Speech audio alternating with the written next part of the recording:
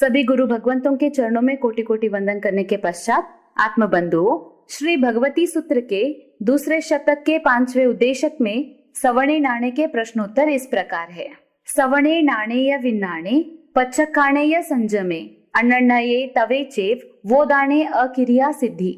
अहो भगवन, तथा रूप के श्रवण माहन की परिउपासना करने वाले पुरुष को उसकी परिउपासना सेवा का क्या फल मिलता है? भगवान कहते हैं, हे गौतम, श्रवण फल मिलता है, अर्थात सम्यक शास्त्रों का सुनना मिलता है। अगर महापुरुषों की सेवा में बैठते हैं, परिउपासना करते हैं, तो उनसे ज्ञान की बातों को सुनने का अच्छा अवसर मिलता है। पुनः गौतम स्वामी प्रश्न करते हैं, अहो भगवान, श्रवण का क्या फल है? भगवान फरमाते हैं, हे गौतम, श्रवण का फल ज्ञान है, जानपना है। जो श्रवण किया है उससे ज्ञान की प्राप्ति होती है। अहो भगवान, ज्ञान का क्या फल है?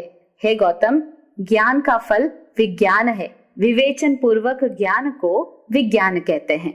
आत्म बंधुओं, जब साधक ज्ञान को प्राप्त करता है, उसके बाद उसमें और ज्यादा गहराई में समझने का प्रयास करता है और वही ज्ञान विज्ञान की श्रेणी में आ जाता है। पुनः प्रश्न करते हैं, अहो भगवान, विज्ञान का क्या फल है?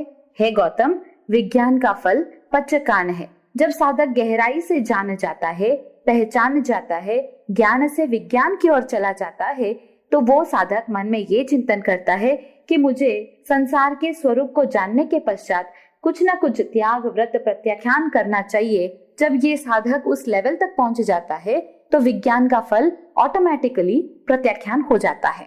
पुनः प्रश्न किया जाता है, अहो भगवान, पच्चकान का क्या फल है?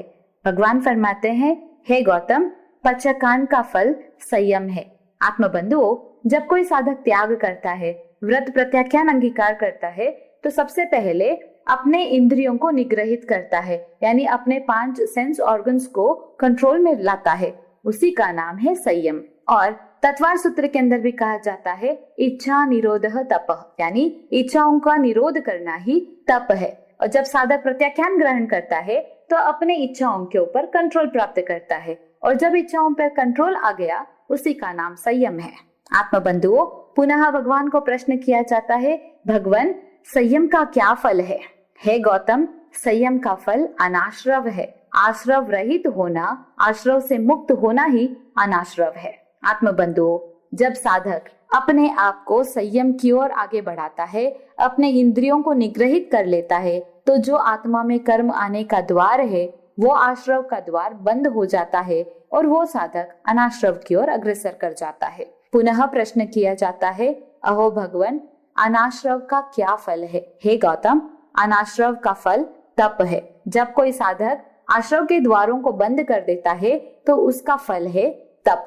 तप यानी आत्मा को तपाना, आत्मा का पोषण करना, और साधक अपने तेजस शरीर को जागृत कर लेता है तप के द्वारा। अहो भगवान, तप का क्या फल है? हे गौतम, तप का फल वोदान है। वोदान का मतलब है कर्मों का नाश है।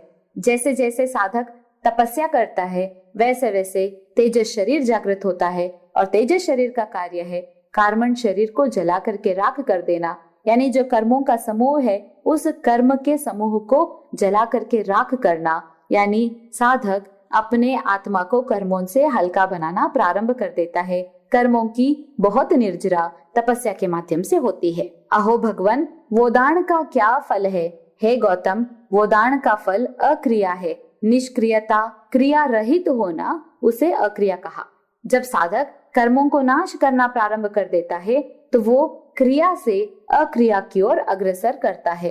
अहो भगवान, अक्रिया का क्या फल है? प्रभु महावीर स्वामी फरमाते हैं, हे गौतम, अक्रिया का फल सिद्धि है। यानी साधक अक्रिया की ओर अग्रसर करता है, संयोगी केवली गुणस्थान से अयोगी केवली गुणस्थान तक पहुंचता है, संयोग से अयोग की ओर अग्रसर करता है, योग से ऊपर उठ करके सिद्धि को प्राप्त कर लेता है, मोक्ष को प्राप्त कर लेता है। आत्मबंधुओं, यात्रा प्रारंभ हुई थी महापुरुषों की पर्युपासना से, और यात्रा का अंत हुआ मोक्ष से, सिद्धि से। चिंतन कीजिए, मात्र गुरु भगवंतों के, महापुरुषों की पर्युपासना से, सेवा से साधक अगर शुद्धता रखता है, विशुद्धता के साथ सेवा करता है, तो वो पर्युपासना सिद्धि तक ले जाता है।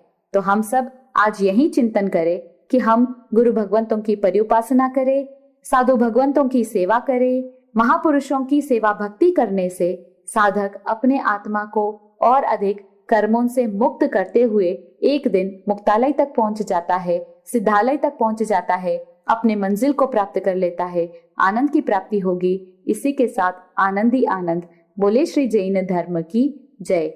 इसी मंगल भावना के साथ जय गुरु शुभ, जय गुरु पारस, जय गुरु पदम।